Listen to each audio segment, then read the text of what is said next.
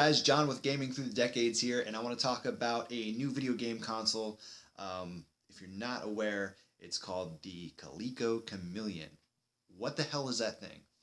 Alright, so if you don't know what the Coleco Chameleon was, about a year ago, a company called Retro Video Game Systems was supposed to come out with a console that played 8-bit, 16-bit, 32-bit video games. Now, this was a console that used its own cartridges, it had new games, and it also played old video games. It had a failed Indiegogo campaign that was supposed to raise around $2 million, and it wound up dropping out right around the $80,000 mark. The problem was they didn't have a working prototype, and they didn't have a whole lot of specs, and there wasn't really anything available to the public to get them to buy in.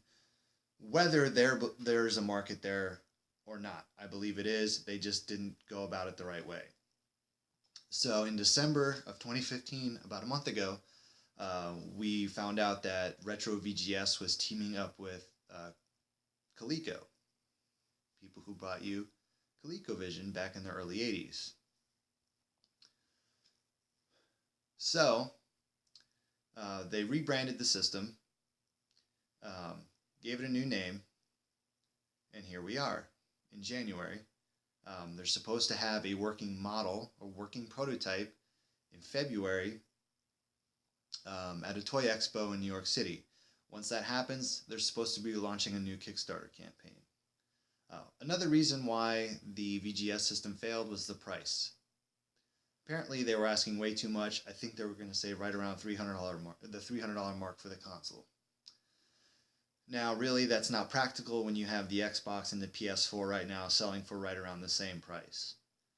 So people are going to go with what's popular. They're not going to take a risk on $300. All right, so let's get into some of the skepticism of it. A lot of the things I hear that people don't like is that it looks like the Atari Jaguar. Now, Mike President, the president of VGS, Mike Kennedy, the president, he was on a podcast about, I think it was a little over a year ago, on the All Gen Gamers, and he was talking about the Retro VGS. Now, he talked about how he got the molds from the Atari Jaguar, and it's saving them a lot of money. That's why it looks like the Atari Jaguar. For the love of God, people, they're not trying to copy the Atari Jaguar. If I see one more comment in a comment section about, oh, it's just an Atari Jaguar, they're ripping off Atari. No, he got the molds. It's saving them God knows how many thousands of dollars to do it this way. And who the hell had the Atari Jaguar anyways? So let's be honest here. Another thing, it's not coming out to compete with Microsoft and Sony. Nintendo can barely compete with them. They are hanging on by a thread. The only thing that keeps them hanging on is their handheld market share. They have a grip on that, and it's keeping them in business. Let's be honest. So they're not going to compete, and that's why it looks like the Atari. Now, the cool thing, this system right now, Mike Kennedy was saying that it's going to be significantly less than, I think he said $250, or significantly less than $300. So what does that mean? Does that mean 150? Does that mean 200? I can see myself buying in on a $150 console with brand new cartridge games that I've never played before. Yeah. One of the biggest reasons why I got into retro gaming was I always kind of thought it would be cool. Like, man, it would be really cool like if a company came along and produced a console that took cartridges, and I didn't have to wait for load times and updates, and I have to be on the internet to play my game. So that's why I think there's a big market for this. You have a generation of gamers who are getting older and are really starting to miss that.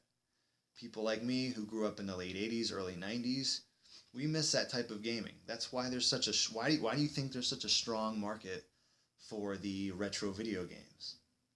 So it'll be interesting to see how the unveiling goes.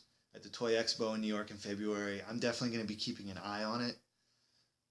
So let me know what you guys think. Is this something that you would be willing to go in on? Is this something that you're kind of looking forward to? I'm looking forward to it because it's a brand new cartridge system.